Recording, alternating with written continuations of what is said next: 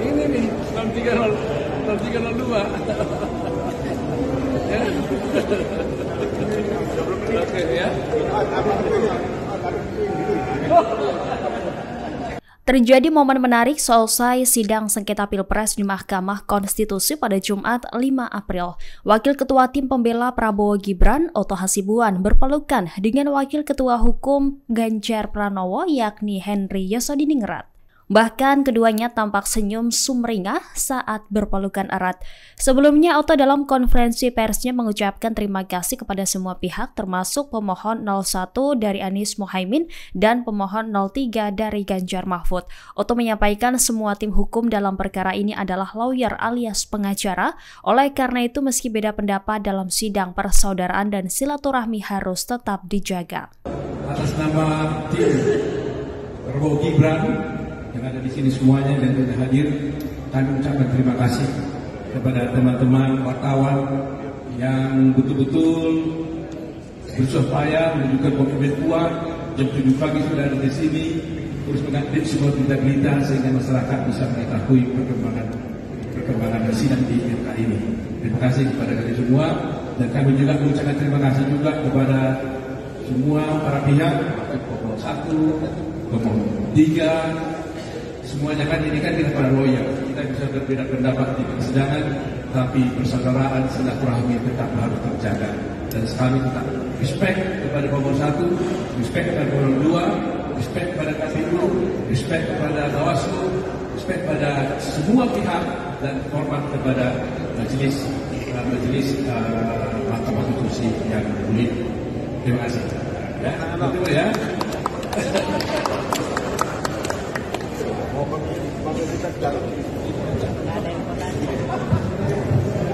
Henry. Nah, ini gimana nih? 03 sama 02 ini.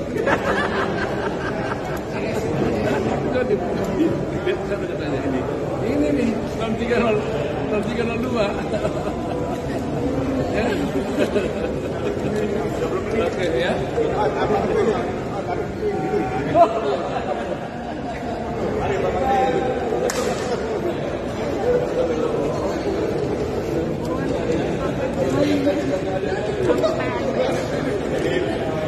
Yang diperiksa di KPP dalam perkara aduan itu adalah dugaan pelanggaran etik yang dilakukan oleh KPU. Dugaan pelanggaran etik yang kami periksa bukan persoalan hukum sah dan tidaknya pencalonan. Kami hanya meriksa ada enggak pelanggaran etik yang dilakukan oleh KPU ketika dia melakukan penanganan perkara itu. Putusan di KPP jelas ternyata ada pelanggaran etik. Tapi DKPP tidak membuat putusan hukum sah dan tidaknya pencalonan itu. Yang kita nilai ada enggak pelanggaran etik yang dilakukan oleh KPU.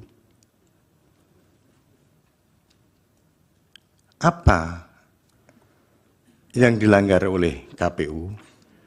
Semuanya sudah kami tuangkan dalam putusan kami, Prof. Itu ada 2 poin paling tidak itu kan. Itu sudah kami tuangkan di dalam putusan kami. Jadi semata-mata adalah pelanggaran etik oleh KPU dalam menangani perkara dalam menerima pendaftaran Capres dan Cawapres. Sah dan tidaknya KPU memang melaksanakan putusan Mahkamah Konstitusi, itu kewajiban. Tapi dalam melaksanakan putusan Mahkamah Konstitusi, MK, juga KPU harus memperhatikan tata cara, memperhatikan pedoman administrasinya, harus diperhatikan agar tidak merugikan pihak lain. Tujuannya itu. Jadi yang kami periksa semata-mata etiknya KPU, tidak berkaitan dengan hukumnya. Saya kira itu, Prof, yang bisa kami sampaikan.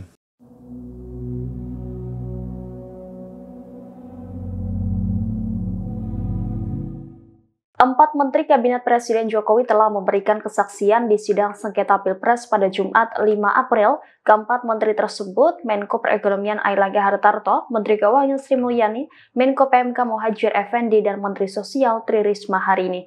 Berikut poin-poin penting kesaksian 4 Menteri Jokowi di sidang Mahkamah Konstitusi. Menko PMK Muhadjir Effendi membantah bantuan sosial digunakan untuk kepentingan pemilu 2024.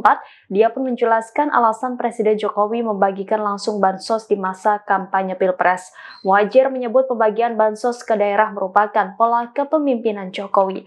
Itu merupakan salah satu cara Jokowi untuk memastikan kebijakan yang dirancang terlaksana di lapangan. Muhadjir pun meyakini kebijakan itu tidak untuk mempengaruhi pilihan masyarakat di Pilpres 2024. Di sisi lain, Muhadjir juga mengungkap bahwa Presiden Jokowi selalu menekankan pentingnya belanja anggaran pendapatan dan belanja negara atau APBN di awal tahun. Hal ini membuat daftar isian pelaksanaan anggaran atau DIPA sudah bisa dikeluarkan pada November bahkan pada September. Dengan hal tersebut, ia menjelaskan bahwa semua program pun sudah bisa terlaksana pada Januari, salah satunya seperti program Bansos. Sementara itu, Menko Perekonomian Airlangga Hartarto dalam keterangannya mengungkapkan anggaran Perlinsos pada tahun 2024 naik. Ia menjelaskan anggaran perlindungan sosial di APBN tidak semuanya digunakan untuk bansos. Sebagian besar dana digunakan untuk subsidi energi. Menteri Keuangan Sri Mulyani menegaskan tidak ada perubahan yang signifikan anggaran bansos saat Pilpres di 2024. Anggaran itu hanya naik 1,23 triliun rupiah dari 2023. Sri Mulyani menegaskan kenaikan anggaran bukan karena penambahan program, melainkan dialokasikan untuk bantuan makanan lansia, penyandang disabilitas, dan yatim piatu. Sedangkan Mensos Tri Risma hari ini mengakui bahwa anggaran kementeriannya turun sekitar 8 triliun rupiah pada 2024. Hal tersebut disebabkan oleh tidak dianggarkannya lagi bantuan langsung tunai El Nino sebagai anggaran Perlinsos dalam kementeriannya. Sebelum Ibu jadi Menteri Sosial, apakah sudah ada program bantuan pangan beras? Ada, Bapak. Waktu itu yang menyalurkan siapa? Dulu Kementerian Sosial, Bapak. Oke, terus habis setelah Ibu jadi Menteri digeser ke Kepala Bukan, Badan Pangan Nasional. Bapak. Mungkin Gimana? saya perlu jelaskan. Ya, itu perlu dijelaskan supaya Ya. clear. Jadi begini, Pak. Waktu itu sebetulnya diberikan kepada Kemensos. Tapi saat itu karena ada temuan BPK, nanti kami bisa sebutkan, yang tahun 2020 ada temuan BPK bahwa ada dispute harga karena kita menggunakan harga CBP. Kemensos menggunakan harga CBP. Tapi kemudian saya tidak tahu di lapangannya. Saya menerima temuan. Akhirnya saya sampaikan, kenapa BPK nanyakan, kenapa milih harga CBP, kenapa bukan HET? Itu yang saya tawar saat itu. Kenapa kalau saya menggunakan HET atau harga pasar, saya mau dan tidak ada biaya bungkus.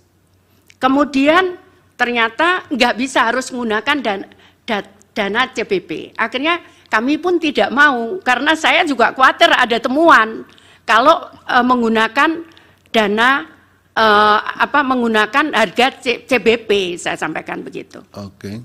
Jadi karena ada persoalan, kemudian Ibu sendiri yang Ya, menyatakan keberatan, Ya, terus betul. kemudian oleh Bapak Presiden digeser ke penanganannya Kepala Badan Saya Pangan tidak Nasional. tahu, mohon maaf, saya tidak tahu Oke. kemananya. Mungkin Ibu Menteri Keuangan tahu atau Pak Menko Ekwin? Yang mulia Bapak Arief, waktu bantuan sosial dalam bentuk beras itu dieksekusi dulu, ada juga keluhan mengenai kualitas beras. Karena itu biasanya yang menjadi masalah teknis, beras yang sudah lama ada di Bulog, disampaikan dan kualitasnya sudah tidak bagus sehingga menimbulkan persoalan reputasi bagi pemerintah. Pada saat peralihan menjadi bantuan dalam bentuk cash itu dilakukan untuk PKH dan kemudian bantuan pangan sembako sembako, tapi dalam hal ini diberikan tetap tanpa dalam bentuk beras atau in kind, tapi cash kemudian untuk menciptakan perputaran ekonomi di masing-masing daerah. Sedangkan yang Bapanas itu dibentuk tahun 2022 merupakan turunan dari Undang-Undang Nomor 12 mengenai pangan, ketahanan pangan. Itu tujuannya memang cukup luas, kalau tadi saya sampaikan di dalam presentasinya, termasuk di dalamnya adalah stabilisasi dari harga pangan, namun tidak hanya dari sisi harga, tapi juga pengadaan dan juga jumlah stok, distribusi, dan bahkan antar daerah.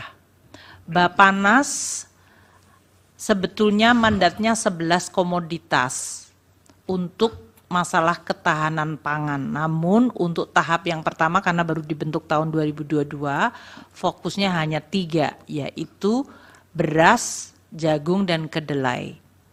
Nah, untuk yang beras ini tentunya begitu masuk masalah ada El Nino, jumlah kurang, makanya koordinasi Bapanas dengan Bulog mengenai pengadaan beras bisa dari dalam dan dari luar negeri apabila jumlah stoknya tidak ada atau tidak mencukupi. Demikian. Jadi memang itu dibuat di dalam rangka ketahanan pangan termasuk stabilisasi harga. Salah satu aktivitasnya memang bisa memberikan bantuan pangan kepada kelompok tidak mampu. Itu sebagai salah satu aktivitas, tapi fokusnya sebetulnya adalah untuk stabilisasi harga dan untuk ketahanan pangan. Oke, terima kasih Ibu Menteri Keuangan, Ibu Menteri Sosial. Terima kasih.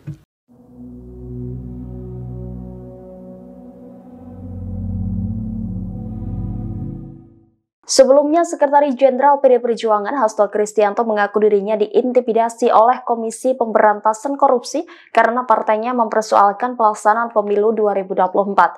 Hasto mengklaim salah satu bentuk intimidasi yang ia terima yakni terkait kasus Harun Masiku. Terkait hal tersebut, Komisi Pemberantasan Korupsi memberikan respon bantahan.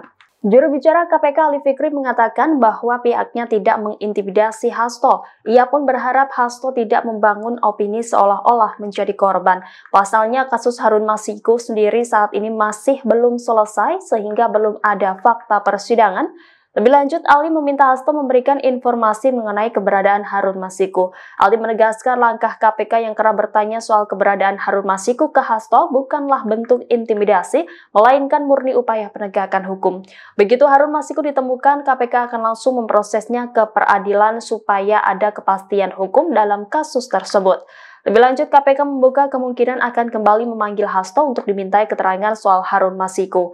Sebagaimana diketahui, Harun Masiku merupakan mantan kader PDIP yang tersangkut kasus dugaan suap terkait penetapan anggota DPR periode 2019-2024. Pada Agustus 2023, Divisi Hubungan Internasional Polri mendeteksi Harun Masiku berada di Indonesia. Sebelumnya, Harun Masiku sempat dikabarkan bersembunyi di sejumlah negara seperti di Kamboja dan Singapura. Download Tribun X sekarang.